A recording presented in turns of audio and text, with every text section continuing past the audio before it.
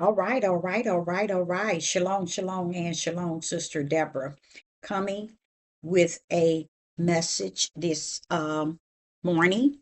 I started this message earlier, but my sister had to stop by and I had to cut it off and start all over again. So Sister Deborah, is coming with a message that has the answer to what is taking place at this moment. The only thing that's saddened to me is that if I had to go to the Father and ask Him the direction to what I'm actually beholding, I'm actually seeing, but I cannot really apply it where I need to because I need the Father to tell me where is this in Him and let me know where this is going and where is it because it's such a ugly thing that's taking place. And what I notice is a lot of people, they bypass many of things because they feel that energy and vibes and don't even understand their energy and their own vibes, even their own peace is wicked to them.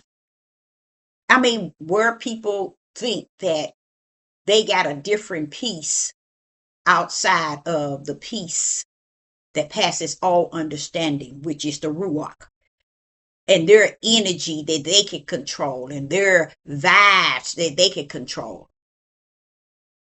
The reason why I said it, because a lot of people use that witchcraft to try to bring them to a level of hiding what is plainly seen. And that's what Sister Deborah's want to talk about. I want to talk about this issue with the adult children, teenagers and adult children against their mother, against their mother.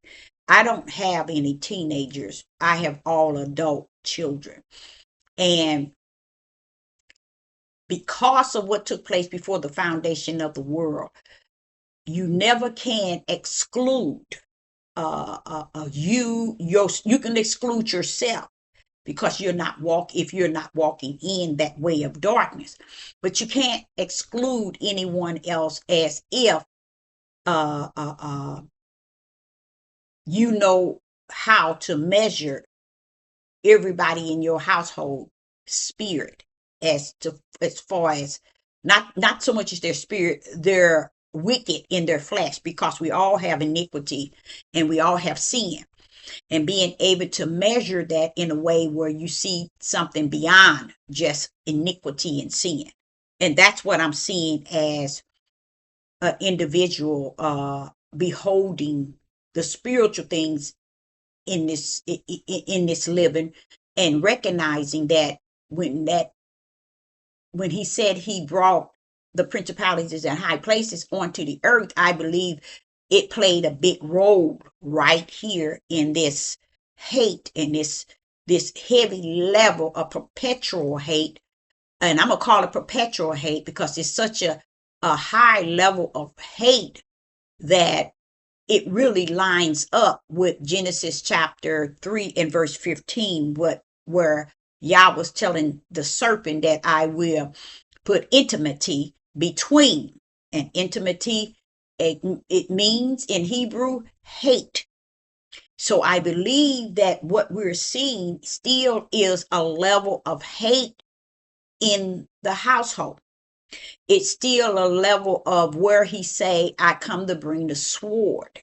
Okay. Uh, Many of you always say, when, okay, I've heard this message or something similar. We'd heard it from you 2 or 3 times, but this time it's a little different. And even if you heard it 2 or 3 times, it doesn't matter until you are able to apply it to something that you can teach and you can speak and you can uh, be that counselor or that therapist to others. It don't matter how many times you heard it. It's worthless. It's vanity. It's no good. You can hear stuff over and over and over, but it's worthless. It's no good if it's not put forth to speak it out into the wind, or to be able to console someone, or be a therapist to someone, giving them spirit and truth about the whole matter of what actually is taking place. But the world won them over. The world has won this situation over. And it bothers me that the world has gotten victory out of it, because Sister Deborah, would want to say, just nail it right here in my household, or in the family, in my family, or in my community, or in my neighborhood. But what the Father is showing me, Deborah, is on the four corners. That shows me how heavy it is. When I went before him, I'm wanting him to kind of help me dive in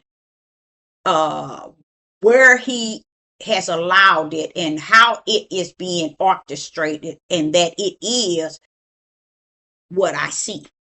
And that means I can see it for what it really is, while a lot of people trying to justify, clarify, and identify. I'm right, you wrong, you right, I'm wrong, I'm mama, you children, or I'm children, you mama. And we want to use all these names that the world has given us throughout this platform, and throughout the media, and all these things on this internet has given us so many names to call these issues.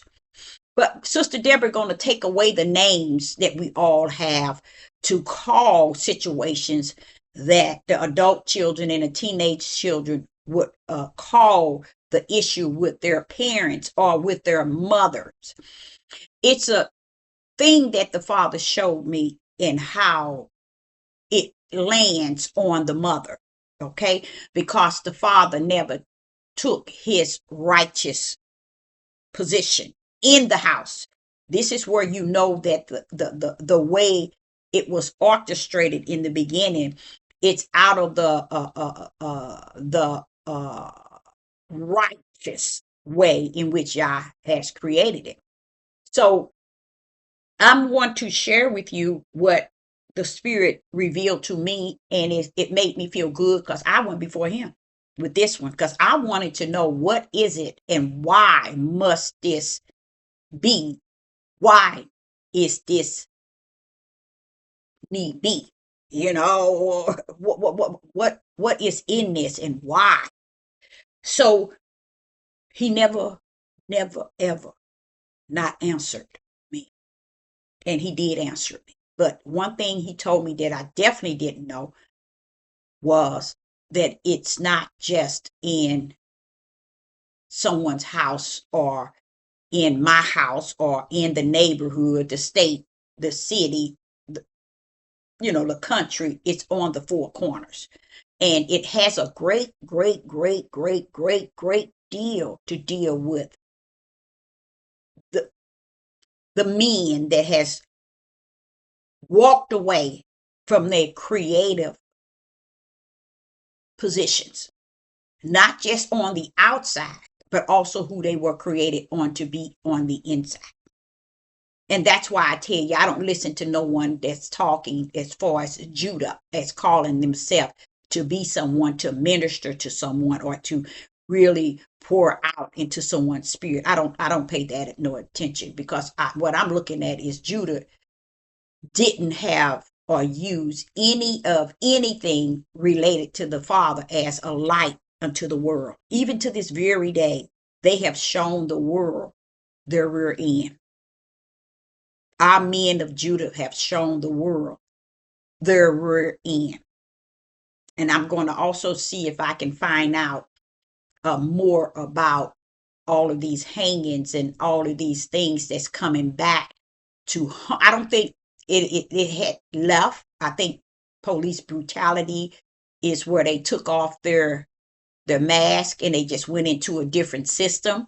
The FBI, the CIA, I think they went into a different system from out of the white supremacists and the KKK. And it still exists today. But I will say to you that when it all said and done, the Father in the kingdom, who created all things, he did a little something for me.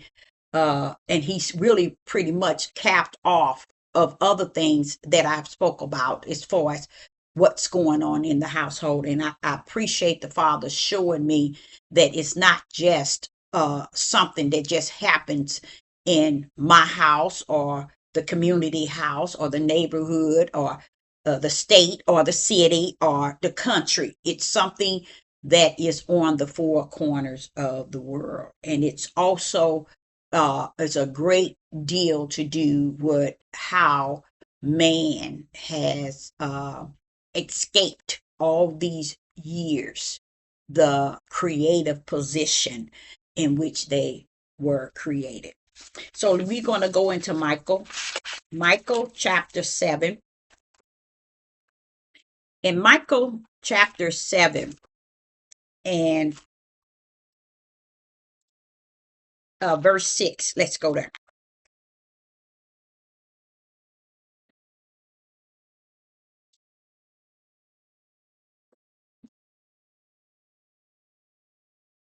Verse 7, Michael,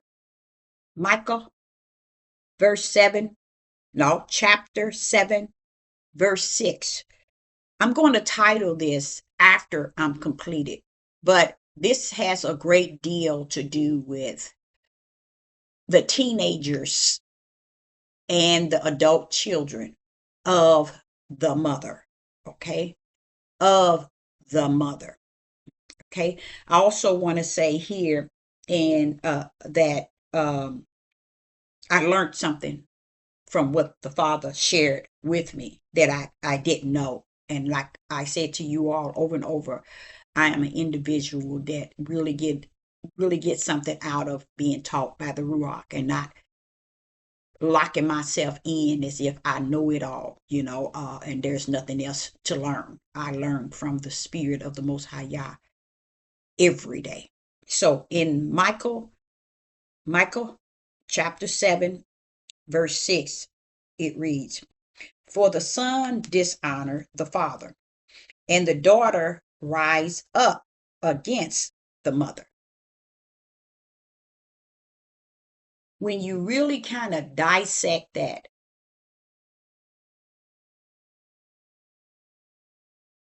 it almost takes you to where we at today. Not almost. Go and tell them, Deborah. It takes you here. The son dishonor the father. He has no honor for the father. But the daughter rise up against the mother. And the daughter-in-law against the mother-in-law. Then he lets you know something. A man's enemy are the men of his own house.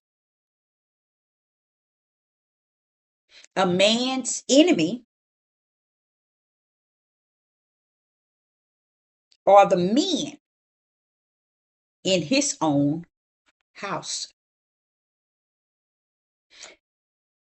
Can a man be an enemy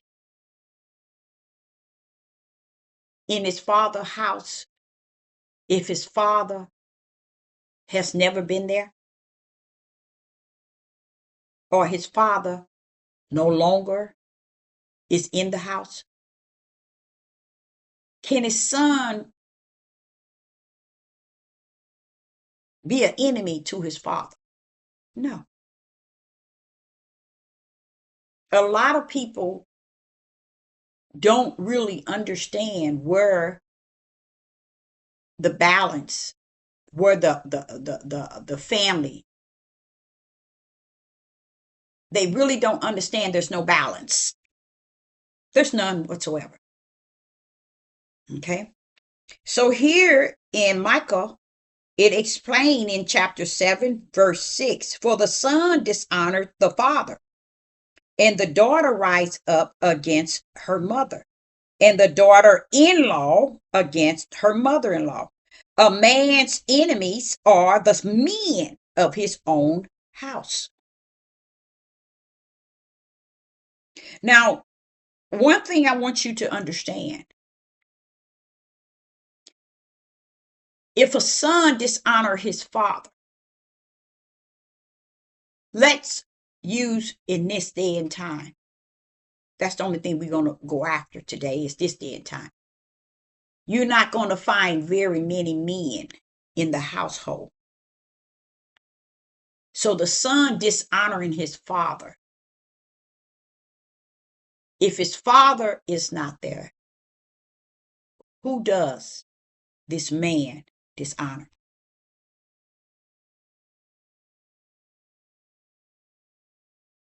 This is why he says it's not just one location. This is how bad it is. Y'all had to bring these verses to me to get me to be at peace, where I'm hearing all these different wicked, evil teenagers and adult children battling against their mother.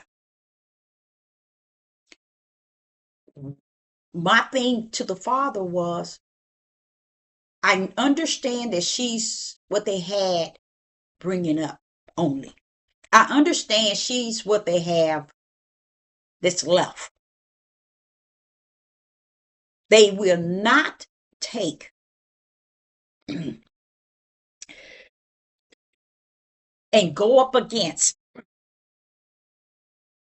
the father, even if they knew where he resided. So they take it out on the only one that's there to feed them, clothe them, put a roof over their heads, and see them out in society. Because for the son to dishonor the father has to be in the house. But what do you see? You don't see that. So one thing that he wants me to see is to understand, if it was like this, Deborah, when they were in the house. I'm trying to get you to understand what they are like today when they're not in the house. So this is saying, back in these days, the son dishonored the father. And the daughter went up against, rises up against the mother. And the daughter-in-law against the mother.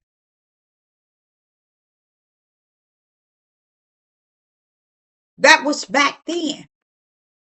Yah is taking me back then to bring me to what I'm seeing today. That's that balance he gives you. So you won't, once the Ruach teach you, you are never lost after that moment. You can tell somebody something. So I, Sister Deborah, will like to really be that counsel or that therapist to mothers and to adult children. But the problem is that y'all developed something that's greater than what your flesh can even imagine. And that was what he did before the foundation of the world. He separated a man's house from darkness, the light from darkness, and the darkness from the light. So that's why you can see here where he's talking about in Micah chapter 7 and verse 6, for the son dishonored the father, and the daughter rise up against the mother, and the daughter-in-law against the mother-in-law. A man's enemies are the men of his own house. So if the man is the enemy to the father, they repeat the same cycle. You get it? They are repeating the same cycle. like unto the Father. So he's saying a whole bunch through the spiritual realm, y'all. Through the light, a lot is being said. Let's go. I want to go to Ezekiel, but I'm afraid if I go into Ezekiel, I'm going to get stuck.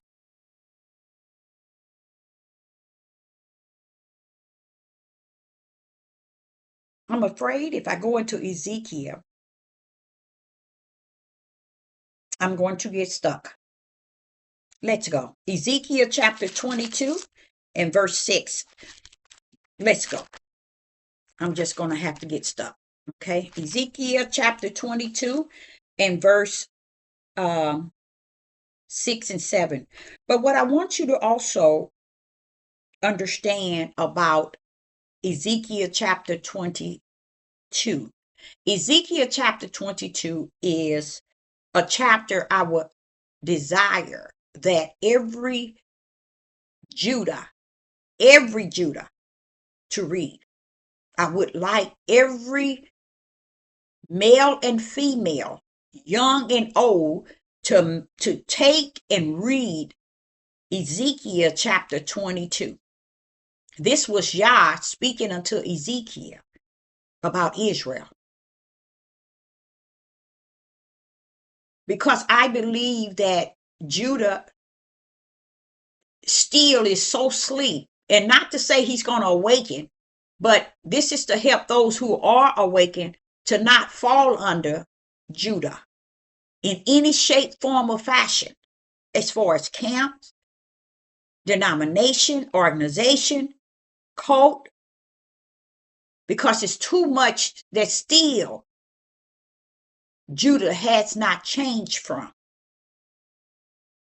since he left the land of milk and honey. That land Joshua took them to, the promised land. They have not changed from that level, even to this very day. And a problem this prophetess is having is people are so sick because they refusing to accept that today, meaning this day, is a day like no other. So we cannot go back to the point where we're going to pour yesterday and make it today in a way to change today. Because we don't want to have that light shining on all the darkness that's in this day that we're in. So we want to reach back in the back yesterday and bring yesterday to try to clean up today. When it is said, this day is like no other that ever since the world exists. So it's nothing we can go in the back to give to clean it up. But we can go to the back, bring out truth, the reality, facts, and bring it to today. So those that has to endure such a time as this, it'll give them that comfort of understanding why we are where we are at today. And that's a place everybody is running from. I remember the vision. I was on a highway overpass and I was standing in this vision. And it was the highway 70 where 70 East was going left into where I was standing over the overpass of the highway was going this way.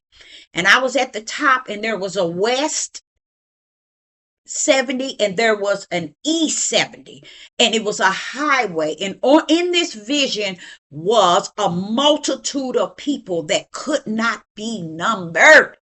From one end, as far as I can see east, people, to the end, as far as I can see west on the overpass, people running.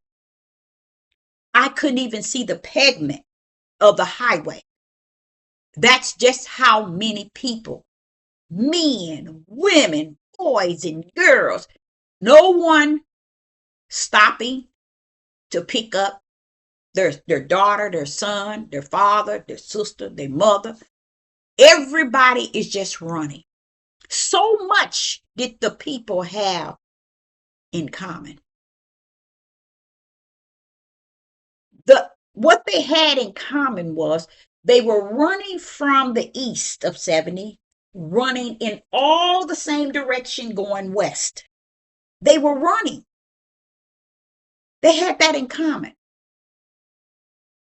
The direction in which they were going was a direction where all of them was going. So that they had that in common. Another thing they had in common, no one was stopping to pick up no one. No one was looking behind them. No one was doing anything but running forward. But they had something that was so great that was also in common. They were all saying the same thing. I heard them.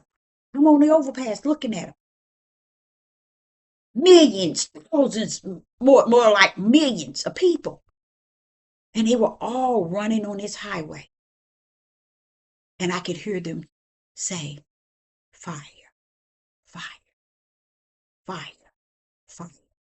As they running on one accord, going in the same direction, saying the same thing, fire, fire.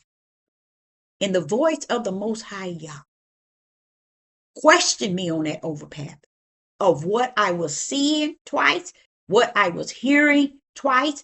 Did I understand the direction in which they were coming from and the direction they were going? And then he says, what do you hear it? Even after I told him, they're hollering, they're yelling. He asked me, what do you hear? I said, they say fire, fire. And he asked me again, what is it thou hearest? I said, they said it's a fire.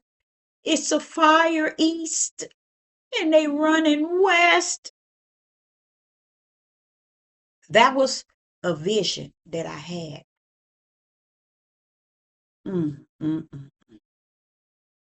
20 years ago. And I heard the voice of the Most High Yah. As I know his voice from within. He said, Deborah, I need you to go in the direction of the fire. I need you to go east. And you know what I said? I said, but they said it's a fire east and they running west, but it's a fire east. He said, yeah, I know. But I need you to go in the direction of the fire.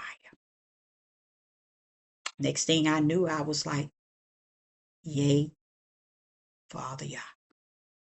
Yea, I shall go. And that's when he took me to Georgia. But all them babies. Oh, yes. When the Most High Yah sends you into the fire, you have no other choice but to say yea. And that's exactly what I said on that overpath. Yea. I didn't question. I didn't say anything after when he said, but I need you to go in the direction to the fire. Okay. So I'm going to go into Ezekiel chapter 27 and verse 6 and 7, and I might hit 8.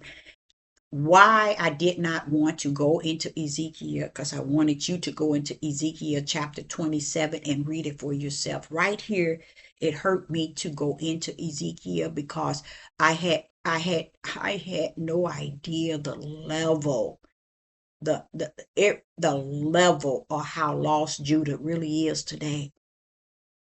And when I mean lost with a cause and without. The things that's actually taking place has a great deal to do with a people who, at no reason throughout living, decide to go in the way that is righteous. And they put the stamp on all of their tribes. The Father did, y'all. The Father put the stamps on all the ways of the 12 tribes. And they never change. Even to this day, year 2025, December, they have not changed, not one pinch of the direction of their forefathers. And I didn't want to go into Ezekiel 22 because there's a lot of things he's saying to us that many of us have never entered therein and seen the ugliness of Judah. And I say of Israel, okay, which Judah is. When he's speaking of Israel alone, he's speaking of the wholeness. And Judah, I see into Israel. I see them to be the head of it being the way that it is. And I'm not ashamed. I'm not afraid to admit to the truth of the whole matter. So let's go into verse 6. Let's go into Ezekiel chapter 22, verse 6 and 7 and 8. I don't want to go that further. I don't want to go deep in it like I wanted to, because when I looked up and I realized he was telling it to the prophet Ezekiel, and he was like, the way Yah was pouring into truth into Ezekiel, in a way he was showing all the darkness of us as a people. Yah was just giving it to Ezekiel, and he was giving spirit and truth. Y'all, he was pouring out the truth of the whole matter to Ezekiel in a way you have never, ever, ever, ever, ever, ever, ever heard Judah teach. No precept, no line, no little here, no nothing. So I wanted to lean to what the topic is about, but I'm going to go on and go into verse 6. Ezekiel chapter 22 and verse 6, 7, and 8. And I'm going to stop there because it's just too much, y'all. It's just too much. So you just sit down and read it. Verse 6, behold, the Prince of Israel. Don't think and estimate that Israel is not the Israel over on the land today. This Israel is the Israel that's on this earth in captivity, that been acting a fool before he got over here and while he's over here. And that's what none of you all don't understand. What Isaiah, what Ezekiel, what Jeremiah is saying. Only part they want out of there is that he's going to get us out and take us to the promised land. But they ain't seeing themselves in what Ezekiel, what Jeremiah, and what Isaiah is saying about them and their forefathers. I noticed that about a people. They don't want you to say nothing about them. They don't want to hear it. But they want somebody to embrace them like they so important and they so special. So here I go. It says, behold, the Prince of Israel. Everyone were in thee. Everyone were in thee. To their power to shed blood. Many of you all have no idea. When Yah allowed Joshua to take them into their promised land that was floating still yet with milk and honey, a place of peace, a place of joy, a place of not want for anything. They were killing each other, just as they doing today. When we're talking about our adult children, it's the Father telling me it's across the board. But what he also want me to know, when you look and you dig deep into your own tribe, your own nation, your own kind, you'll find the heaviness of the truth of the matter. Here he's telling you, Israel, they had it in them, the power to shed blood. Who blood do you think they were shedding? Their brethren, their women, their children. See? Oh no, they ain't gonna teach you. They ain't gonna preach it.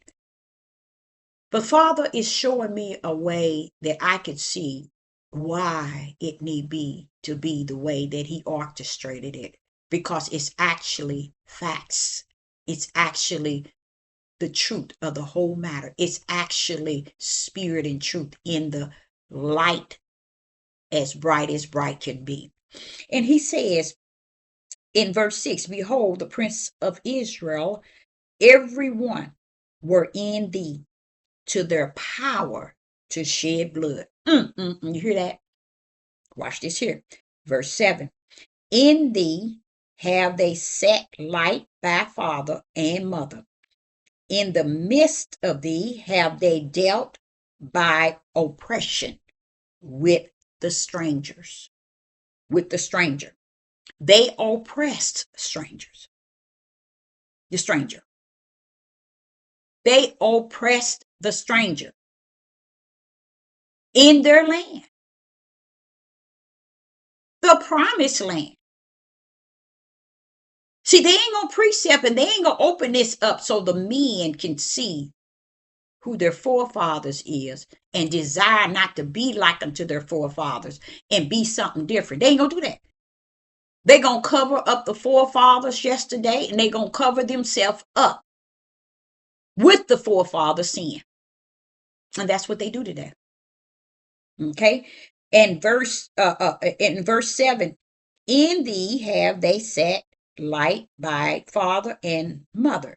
In the midst of thee have they dealt by oppression with stranger. In thee have they vaxed, which, watch this here, have they vaxed the fatherless and the widows. The fatherless and the widows. What do that mean? They made them angry and they provoked them. Who? The fatherless. The household that didn't have a man. And the woman whose father, the widow whose husband had passed away. They angered them. They provoked them. Who?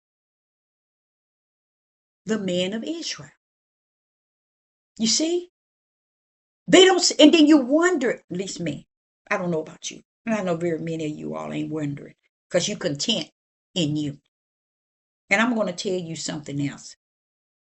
People are so content in them to where they're going to be content in themselves for eternal. Because you got to have something that feels. To have the Ruach in you, it gives you this feeling of feeling things that's taking place and not sitting like a doorknob thinking, hey, let them do what they're going to do. Let me close my door and lock my door. People do that 24/24 and think that they exempt. So the Hebrews haven't taught the people these things. They're not going to. We're in a day like no other. They have hold firm to the forefathers' ways and have ushered them into this day worse than their forefathers. So verse 8 says, thou hast despised my holy things and hast profaned my Sabbath. This is Israel, y'all. Verse 9, in thee, watch this, in thee are men that carry tails to shed blood. And in thee they eat upon the mountains. And in the midst of thee they commit lawlessness, meaning crime, wicked, intent to do evil, crime. This is Israel. I'm going to just put Israel and also say Judah. And it's not saying female, woman. It's saying they're men. But see, what we would do, we would throw that out. We would curse that, saying that. So we can make it about the female. He's not saying that they have vaxed the fatherless and the widows as if this is what a woman does, have done. I'm showing you what is within these households where these adult children and teenage children have the ways of their father in them, and they stuck with their mother. This is why you see so much of it. And in that reason, having the father in them, the iniquity of the father, the sin of the father, meaning it's showing you you collect the same ways of your father, and they rest within you. I know a lot of people want to get away from that, but the truth be told, it is what it's going to be that it is. Okay, so I didn't want to read the whole thing, but just hear it. Just hear Israel and Judah. Just hear Ezekiel 22. It's a hurting thing, y'all, for the Most High to be explaining those things to Jacob like that. I mean, to Ezekiel, the prophet, in that form, shape, and fashion. But I thank the Father for allowing me to know even this part here, because this is also showing you why the things are the way that it is with the children and the adult children against the mother. Because the father were always doing this, and the mother is left with the product of the father. And they are not going to, look at Judah, won't own nothing. Won't own nothing. But outside of they are the people. Outside of that, they don't own nothing. Nothing that they can bring into repentance. Judah ain't going to do it. They ain't going to do. In Israel, it's not either. Nothing that they can bring before Yah in repentance. They're not going to do it. Okay. So let's go to 2 Timothy. And we're going to go back into what I've talked about before, but I'm going to go deeper in it so you too can see and be a counselor and a therapist to many that's out here needing a word of spirit and truth in the light. A lot of people are sitting back, okay, hearing and doing nothing and speaking nothing. People are not encouraging anyone, their friends, their co-workers, and not even their families. Everybody is just off to their own little selfish self, but yet think that they are laboring in the vineyard, thinking that they have fruit and they have work of Yah invested in them.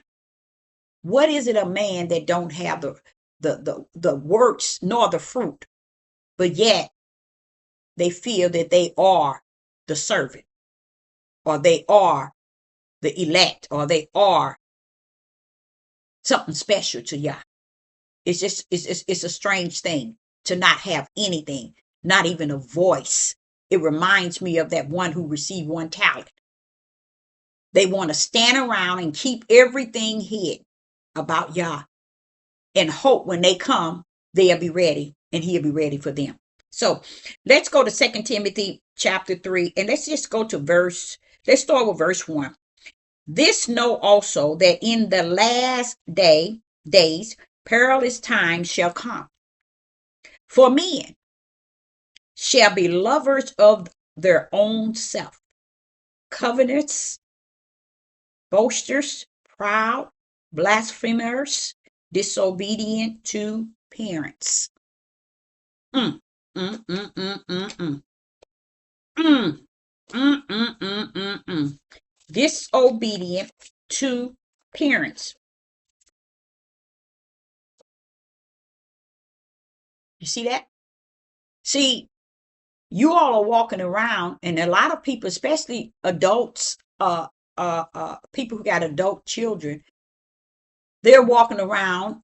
You can't do nothing about the way the adult children conduct themselves. You can't change the mindset. You keep forgetting who mindset they hold within them. See, that's how beautiful the Most High is. He'll take you all the way back when you are in Him. That ruach, when He wants you to know, He'll take you all the way back. Say, come on, let's pick this up and let's go from here. And that's why I say, can't nobody tell me nothing about Him. You can't tell me nothing about Him. He has not only shown Himself to me, but He has proven Himself to me to be all that answer. I don't know what y'all think of Him, but I'm just telling you that's who He is. He's all that answer. And here in 2 Timothy chapter 3, it says, this know also that in the last days, perilous times shall come. We hear, y'all. Okay? For men shall be lovers of their own selves. But they were lovers of themselves in time past. So do you understand why it is said today is worse than the day of our fathers? Today is like no other day that ever existed. So just imagine if the men right today are lovers of their own selves. Covetous, boasters, proud, blasphemers, disobedient to parents, unthankful, unholy. All of those, and notice it says disobedient to parents. The word parents, you see, as if it's two parents. But we know from what we are beholding, a lot of households only have one parent. So who do this pressure in which it is said comes on? One parent and not two. This is what 99.9% of mothers are experiencing. Not understanding it because they don't have no spirit and truth, nor do they have any light.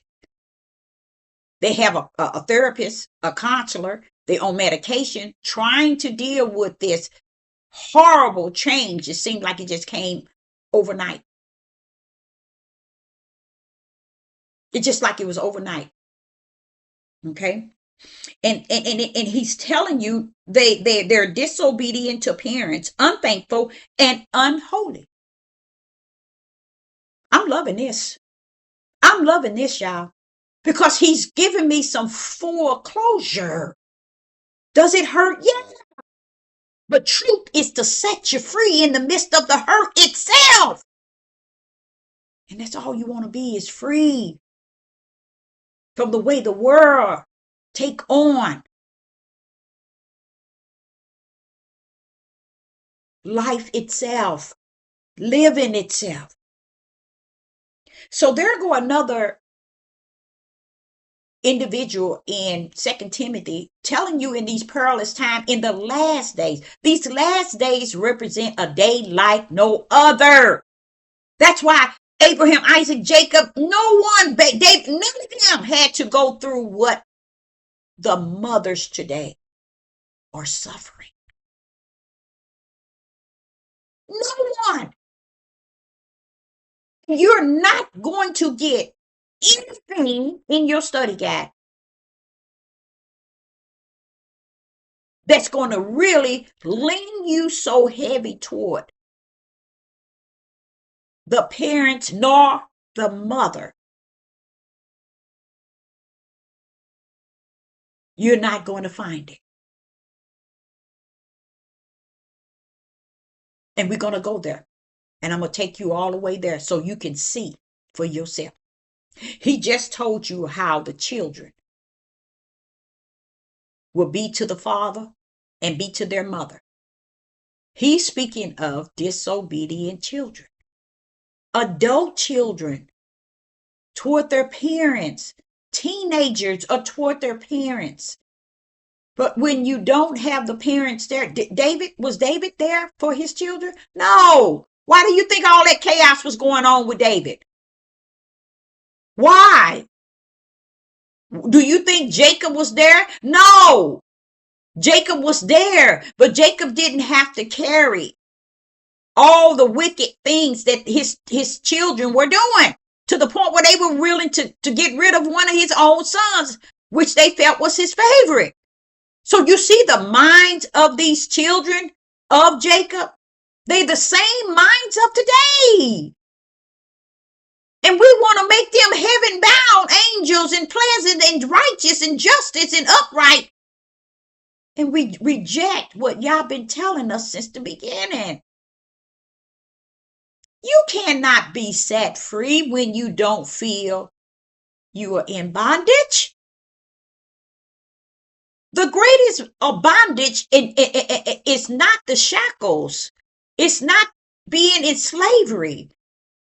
It's being in captivity in your spirit. Can't no shackles override being in bondage in the spirit. Being enslaved in the spirit. But they want to teach this here movement in this cult so they can drive people into another religion, another denomination, and another faith, and another belief, so they don't have to own none of their wrongdoing since the beginning. This is where Judah is at. This is where Judah is going. Let me see if that, oh, that's my, hold on, my battery. Okay. Now, how did this get unplugged?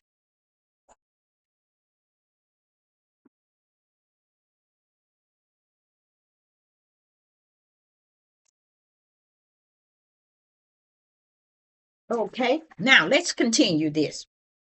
Now I'm going to take you to, where's the 1, 2, 3? Where's the fourth one? I guess, oh, Mark, the book of Mark, chapter 13. The book of Mark, chapter 13, verse 12.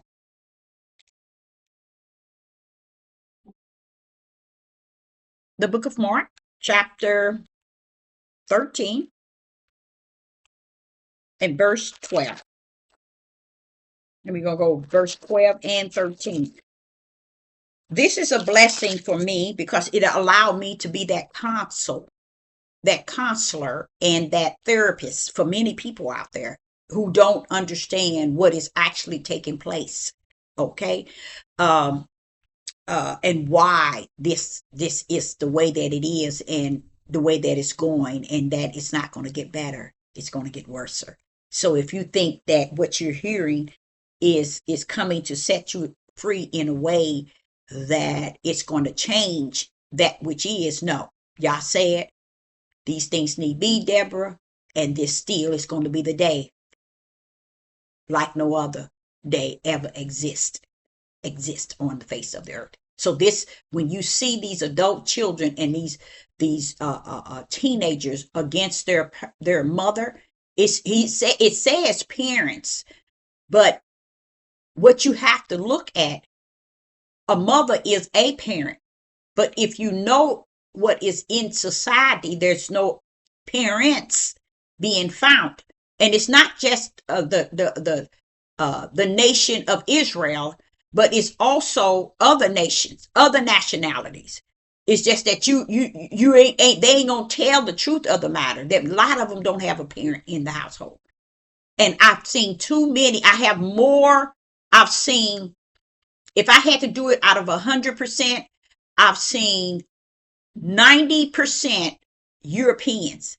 I don't know why my thing is 90% European mothers fighting this same battle. I'm serious. I put all other nations in there with them.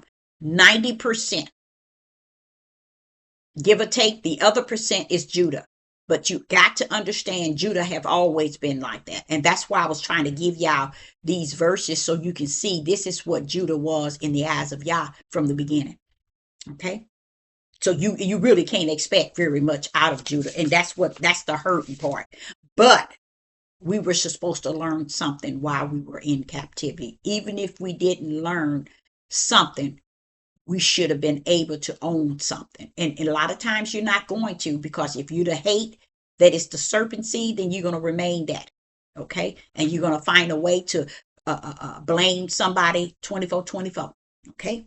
So in Mark chapter 13 and verse, we're going to start with 12 and 13. It says, now the brother shall betray brother to death,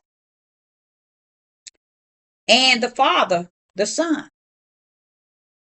And the children shall rise up against their parents, and they shall cause them to be put to death. If you too dumb to see that level of that is called hate. It's that same level. Let's go to Genesis chapter 3. That's why I tell you, heaven know what he was doing. In Genesis chapter 3 and verse 15. In Genesis chapter 3 and verse 15, this is Yah speaking to the serpent in the garden. And I will put enmity between thee and the woman, and between thy seed and her seed. It shall bruise thy head, and thou shalt bruise his heel. He's speaking of two seeds that he brought down. There's going to be a serpent seed, and there's going to be a spiritual seed. There's going to be one that walks in the flesh, and there's going to be one that walks in the spirit. There's going to be one that's in the that come to live out darkness, one that come to live out light. It's only two kinds, y'all. Bam. That's what's in the household. So this is who's dealing with?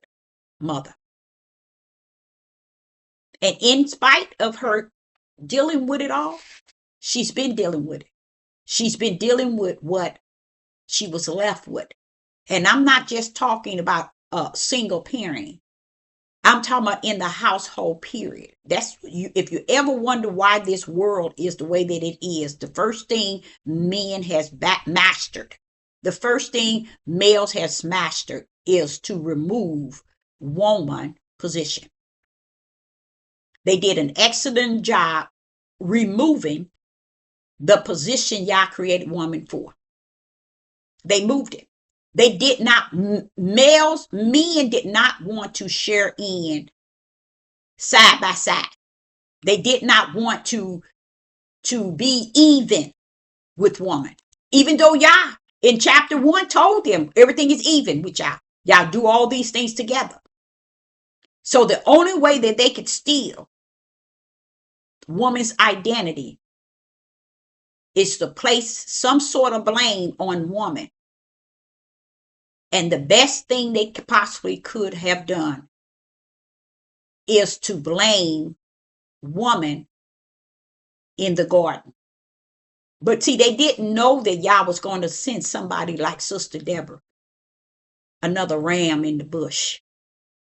They had no idea that he was going to send his and be down here to bring that light out of that darkness since the beginning of time. Because he never was the woman. That's why he didn't speak to the both regarding the situation. He didn't put both in the garden. He only put that man. And he turned around and gave him the order. And honestly, if you really want to get in it, when he gave him that order not to, he cannot hold, the God of creation could not have hold Eve accountable for what he told Adam. It's not just. It's not righteous. It's not how Yah rumbles. I'm talking about the Most High Yah that I've come to know. That's not how he rumbles. He's not going to tell man an order and expect woman to uphold it. And he didn't tell her. So if you ever look at Genesis 1 and 2 and 3, it's all messed up. But the only way you're going to see the messed up from the flow up is through the Ruach, which he lives in you, showing you all the errors. Man stole woman's identity in the garden. That's why in Genesis you see Solomon and Gomorrah, and you see them talking about men and young men wanting to have sex. This is what they were doing. Homosexuals, men, practicing as if they are like unto what? Woman. They had stole woman's identity long time ago. From where? From the creation that Yah molded in her to be even with him.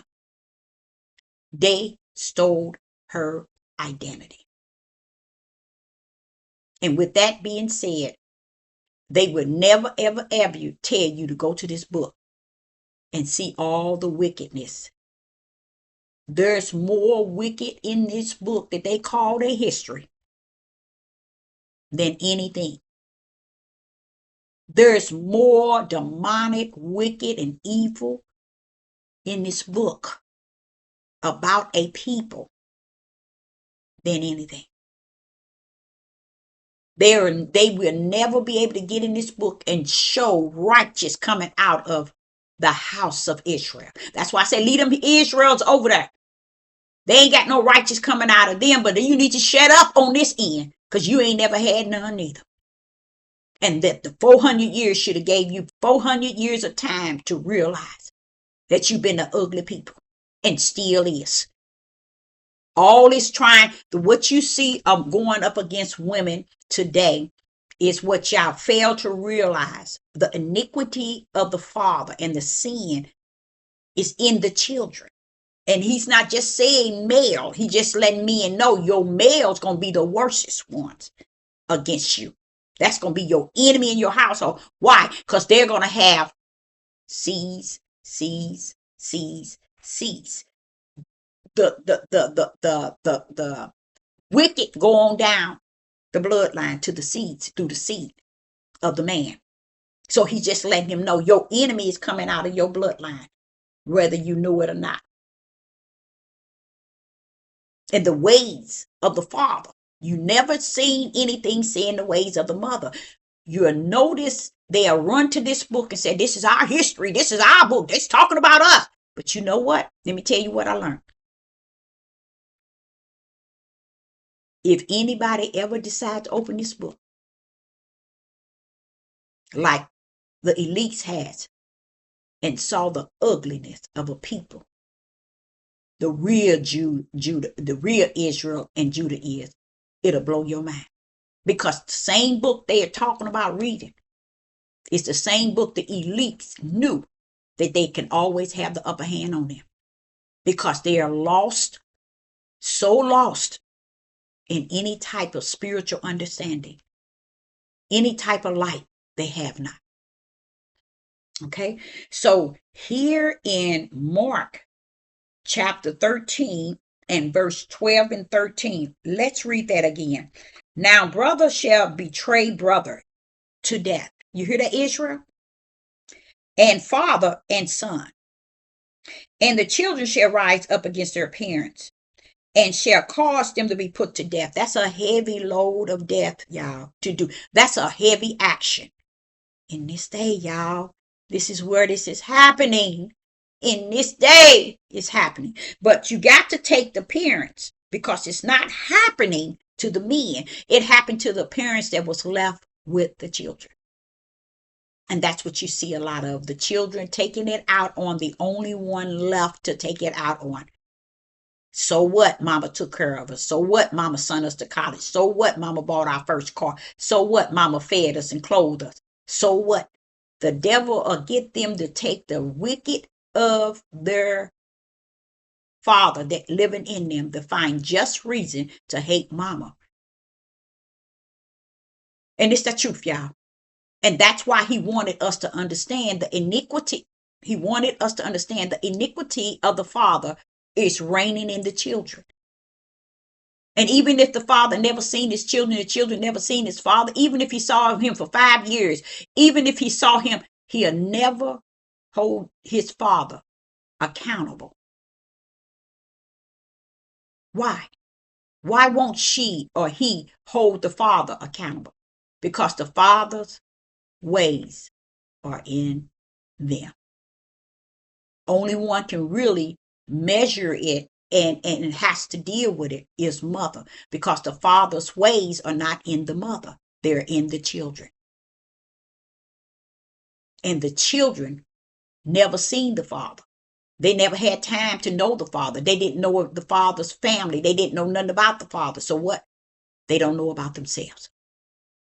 They can't bring themselves to any balance ever because they reject knowing about their father, because they feel comfortable of blaming the only one that's stuck there with them.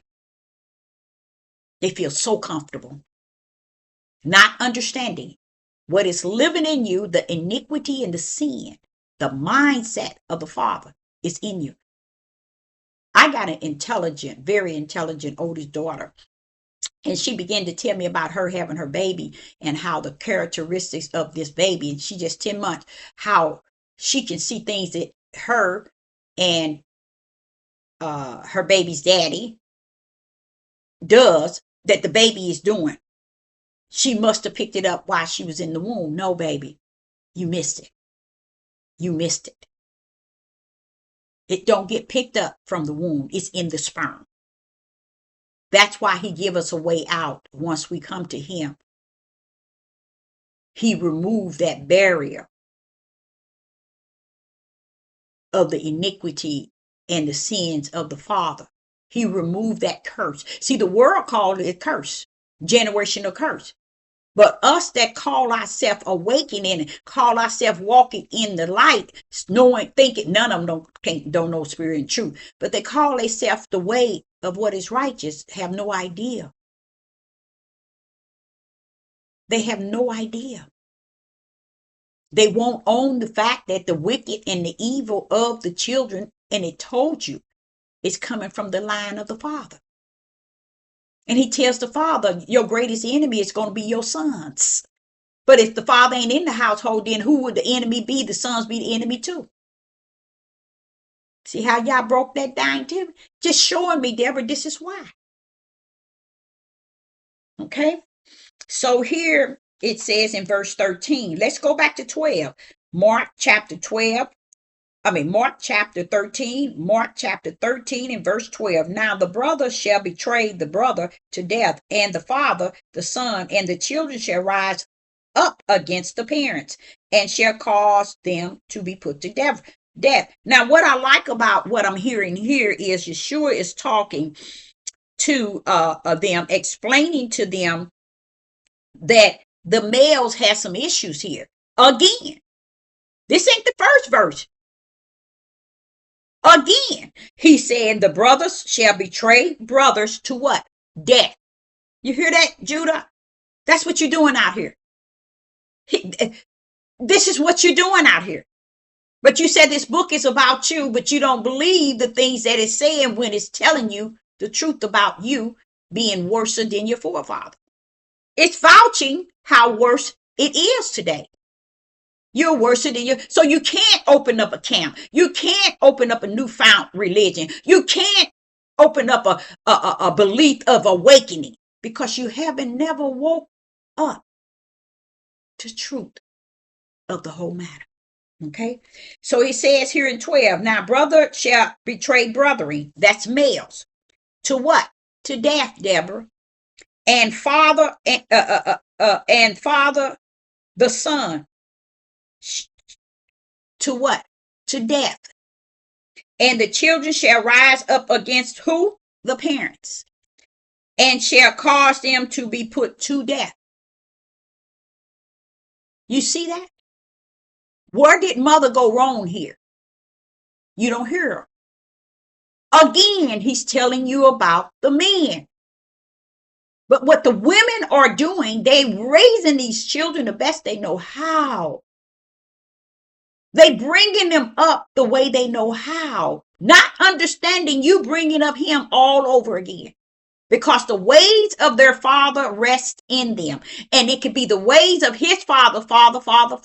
It could be the ways of his brother resting in his children. And this is why they become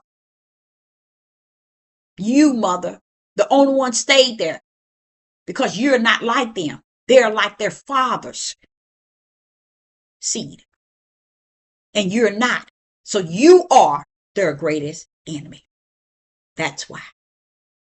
You see? Okay. Now let's go. I got that one. Let's go to Luke chapter 21. People would never get this here.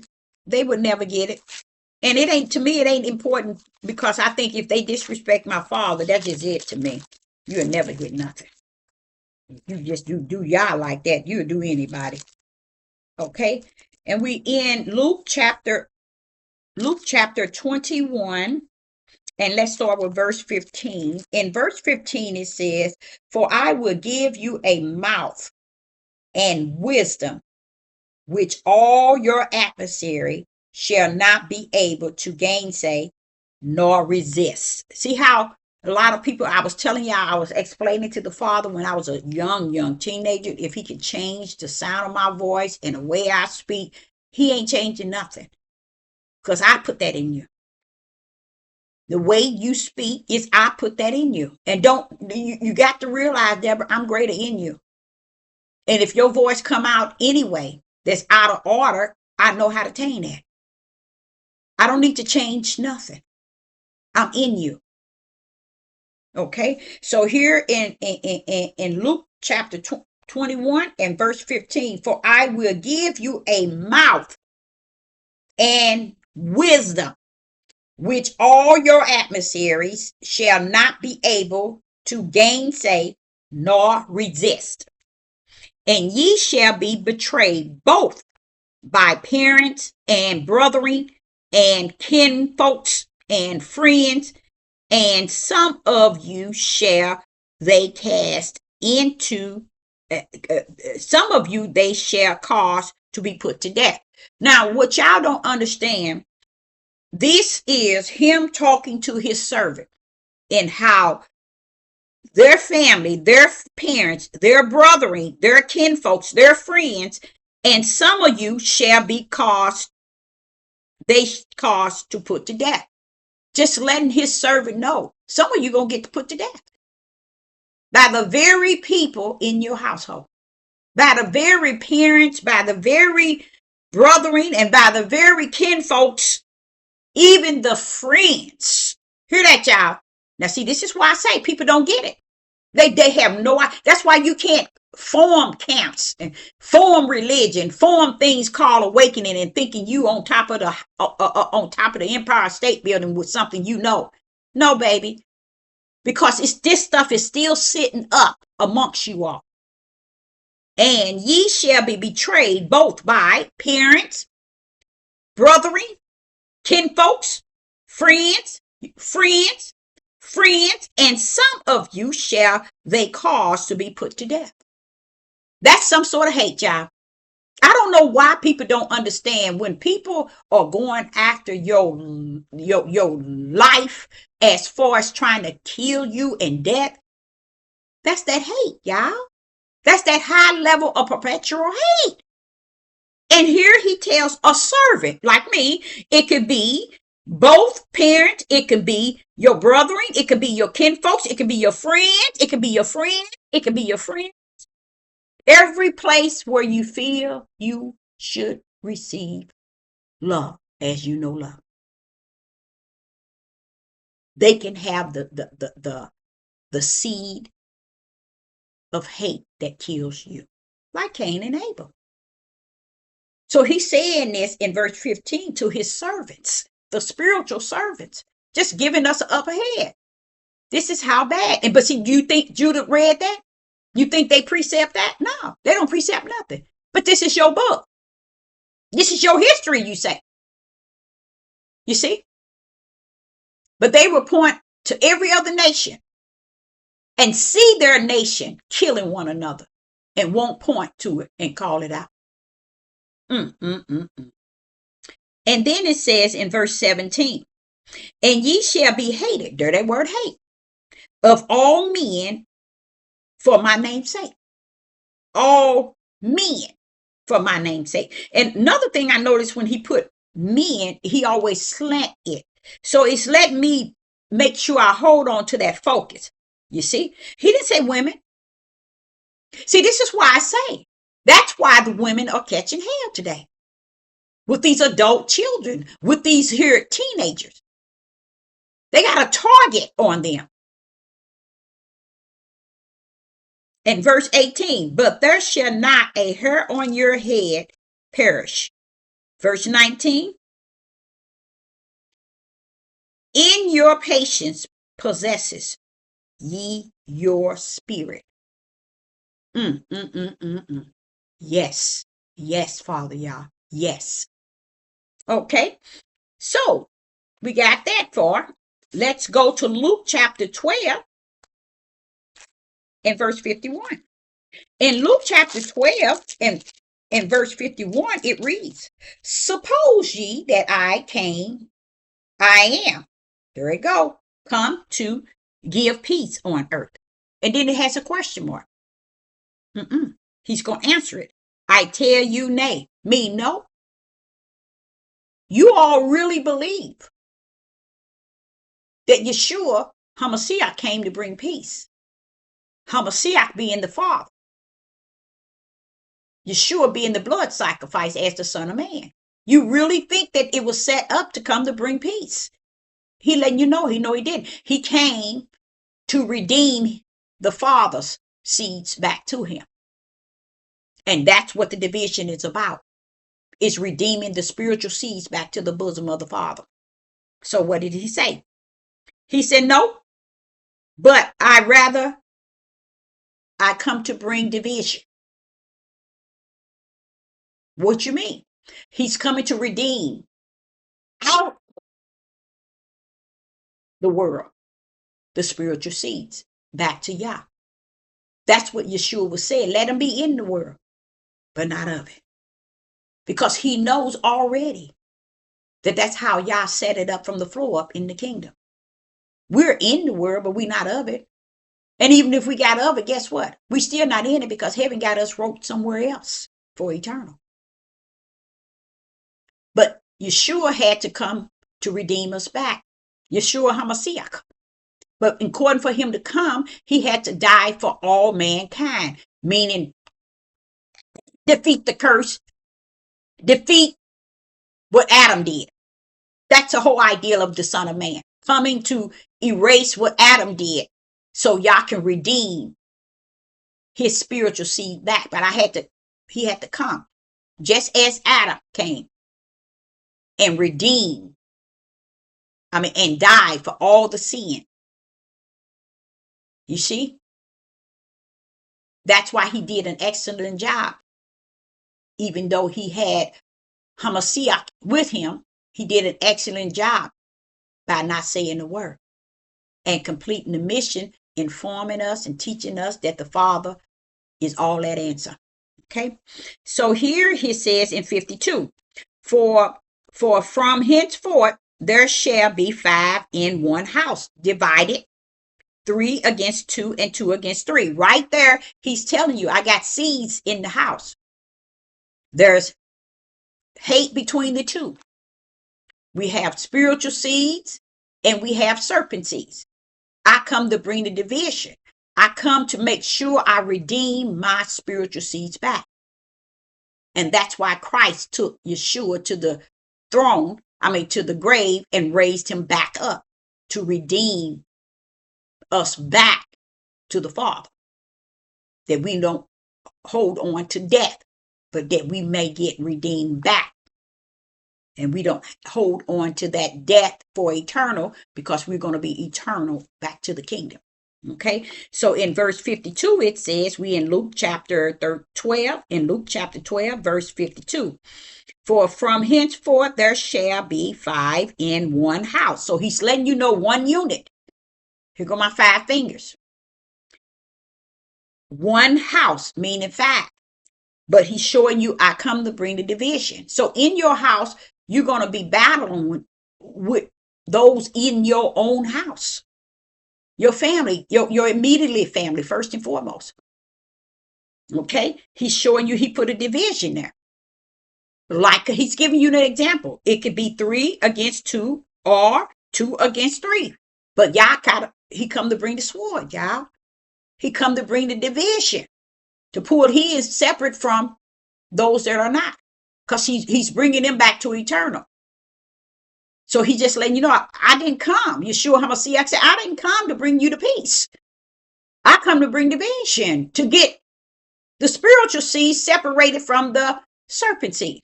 But what the spiritual seed enjoy doing is exactly the realm of the flesh, of the serpent seed.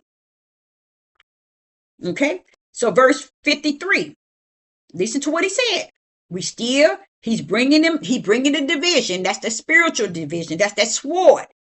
He's bringing the division to separate in a household, y'all. The father shall be divided against the son, and the son against the father, and the mother against the daughter, and the daughter against the mother, and the mother-in-law against the daughter-in-law, and the daughter-in-law against the mother-in-law. And I said to the father, where is the father-in-law against the son-in-law? You see? I always ask that. The more heavier division is the mother and the daughter-in-law. Wait a minute. Why is the daughter-in-law playing the role? It's because the son don't put limitations. Because y'all knew that when people get married, they thought that it was about something spiritual, and it wasn't. He said they will become one flesh. Y'all, it's not flesh. You think he cares about you becoming one flesh with somebody? No. He cares if you're equally yoked. But if you're not, you're one flesh in this walk. So it's no needing you being a oneness with your wife and your wife a oneness with you. But yet your wife is battling her mother, your mother. Why? Because she's fighting over the love that she wants 100% from you. Because she feels you are giving it what she wants all of, you're giving it to another woman. So that's why the daughter-in-law is in there, because she's not the bloodline. That's how I see it. She's not in the bloodline of that. So why would she be against the mother-in-law? And why would the mother-in-law be against the daughter-in-law? It ain't like taking the son from her. But I guess some women might be that way. They might think like that. I wouldn't, but that's the way they think. A lot of women probably think like that. But he answered my question, because I asked him, well, why is it a daughter-in-law against the mother-in-law? That don't make no sense, Father. Yeah, but he's still showing you the vision is in the spirit. Even if it is the daughter-in-law against the mother-in-law or mother-in-law, I'm only come endeavor to separate the spiritual seed. Okay, so I wanted to make sure I got that one. Now let's go to the last one, which is Matthew chapter 10. In Matthew chapter 10, it says the same thing. And in Matthew chapter 10, verse 20, Matthew chapter 10 and verse 20, saying the same thing. Matthew chapter 10 and verse 20 through 23. Matthew chapter 10, verse 20 through 23. For it is not ye that speak it, but the Spirit of the Father which speaketh in you. That's what I try to explain to people. But you know what? It's getting to the point where I'm getting very discouraged about explaining to people, because I'm realizing people are not,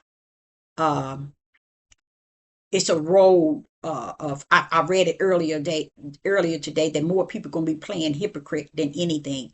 And it bothers me with that, because I just can't really grip the fact that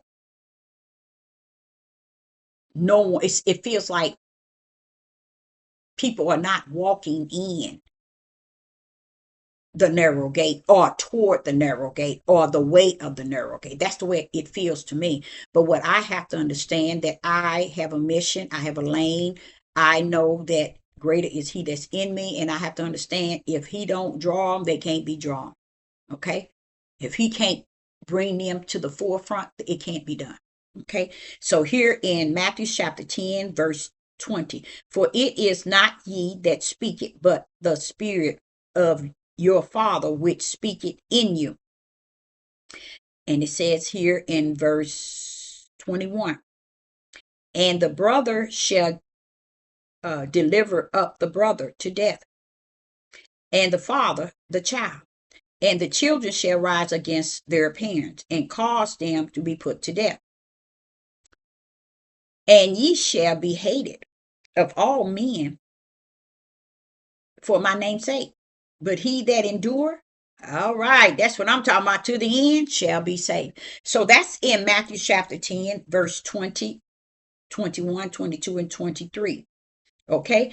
Let me go on down to 23. But when they prosecute you in the city, flee ye into another. For verily I say unto you, ye shall not have gone over the cities of Israel until the Son of Man be come. So I say unto you all, even in that, it tells you about how the division and the brother shall deliver the brother. And it talks about the father, the children, and the children arise up against the parents and cause them to be put to death.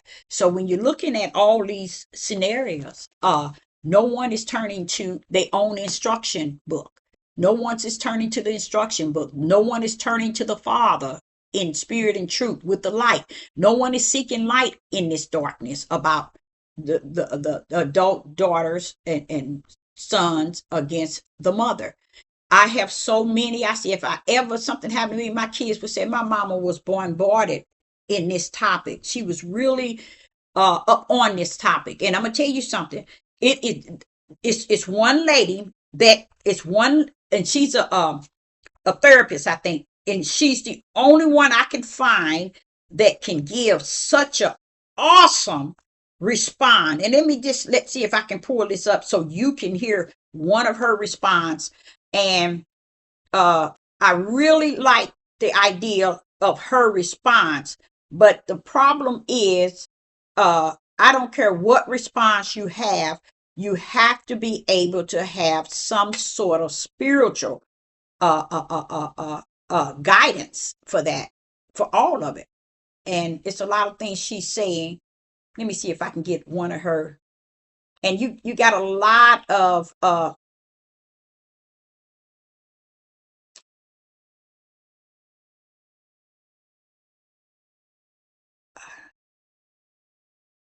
I don't know. It's one of the most devastating trends of our time. How is even she noticed it? She noticed. Now? Watch this here, y'all.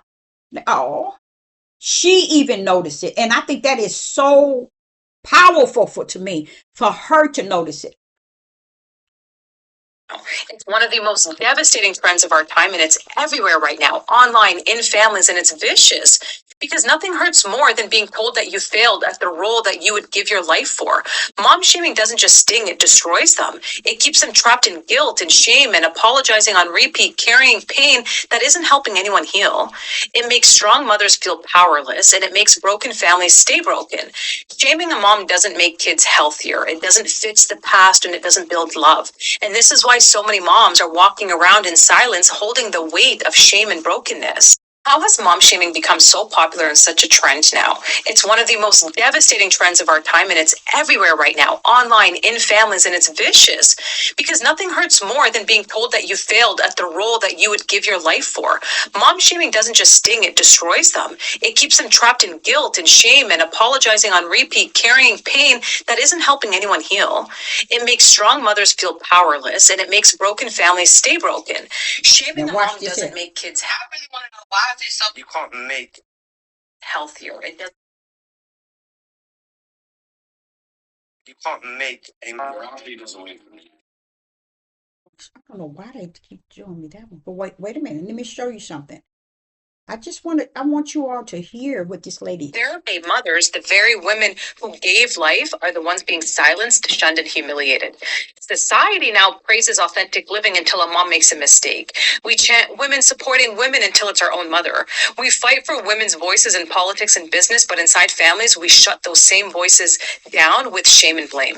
And that's a contradiction. You can't claim to empower women while tearing mothers apart. You can't call it progress if daughters cut off the very women who raised them without room for repair or grace.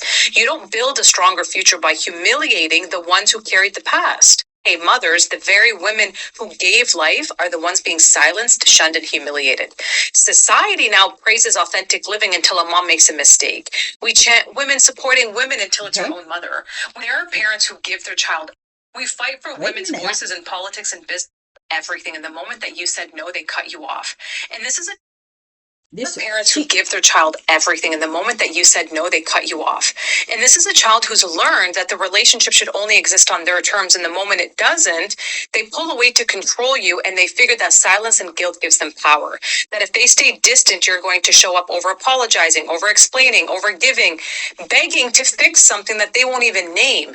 And it works because they were raised in homes where parents gave endlessly support, money, emotional labor, constant forgiveness, but no accountability. So now they believe that they're owed something, and those are the kids who never had to face how their actions affect anyone else. And they don't consider your feelings because they never had to. So the world centers around theirs, and now they expect the relationship to do the same. You speak the wrong, you're cut. You don't agree, you're cut. And that's why this hurts so much, not because the parent failed, but because the second you stop performing, they disappear. There are parents who give their child everything, and the moment that you said no, they cut Okay. you off. One more. Here's how to rebuild muscle. With her, Villainizing your I parents believe won't- she makes a really, not only just her, it's others on here. I got a lot, and a lot of young uh Judah women, them too. A lot of young ones step into these women, and it's off the chain. Stop turning your parents into the villain. And this generation is obsessed with finding a storyline where the parent is the enemy. Suddenly, everything is trauma, toxicity, or a trigger. And one imperfect human raising a child becomes a lifelong indictment. And let me make this very clear. This is not about real abuse. In those cases, distance is necessary. But I'm talking about the growing trend of rewriting history just to have someone to blame. Your parents weren't born knowing how to do this. They weren't trained. They weren't guided. They were thrown into adulthood with wounds of their own, and many with far less than what you had, hoping that they wouldn't repeat what hurt them, right? Trying, failing, trying again, and somehow that's now enough to call them the villain. It's so easy to sit behind a screen and diagnose their mistakes with the language that you learned online. It's harder to admit that they were human beings doing their best while barely holding themselves together. And if you want to grow, stop demanding perfection from the people who raised you while giving yourself endless grace for your own flaws. They're not monsters. They're humans who loved you while figuring out life for the first time too. She's really Parents are good, getting and, older. and You I can would hear say in their to a lot of them too. She's really good. Now she probably won't. She's a therapist, but I'm sure she probably got a lot of business. But Sister Deborah, I hope you got something out of the message. And if you have a voice among adult children and teenage children, speak spirit and truth into them. Speak light. A lot of people want to say they represent Yah because they just sitting around doing nothing. I don't know what make people think they represent Yah when they make sure that everything is surrounding them and their family and their life and their things they're doing in the world and how they're doing it, but yet they don't have a voice to speak to individuals that's out here. Because I'm looking at it as it is. A lot of people would think that you're supposed to be looking for this supposed to be coming and this coming in this way. Yah, the only ones going to be coming are those that Yah has already assigned before the foundation of the world, and hoping that others going to fall through. Don't put your all your how would you say, money in one basket, because that's not going to work. That's not going to work, thinking that the Yah is going to bring everybody in, and it like he brought you. Because I sit back and I yearn to run up on someone, and I have not. I've ran up on people who got some spirit and truth, but that's it. they don't have a life that matches even what they have. And it's not saying they have to be like Sister Deborah, but he said you're going to know them by the fruit. And then he tell you to try the spirit by the spirit. And that's what a lot of people are missing. The techniques he gives us to be able to understand where people are at and where they are going. See, he didn't leave us. He gave us the tools to work while we're down here. It's just people just don't seem to know that the tools are invested in us to use. Anytime he tells you to try the spirit by the spirit, he means that. You see? And he said you'll know them by. Wait a minute. Am I going to know them or not? So that's what I'm saying. A lot of people don't want to use that part because that's about spirit. That's about the spirit, realm of teaching you how to do things in the flesh. But yet it'll be okay because you're going to be wrapping it up in the spirit. But a lot of people don't know nothing about that. You see? So Sister Deborah, I appreciate each and every last one of you all listening to this here. And I will say that I will be back. Shalom and shalom.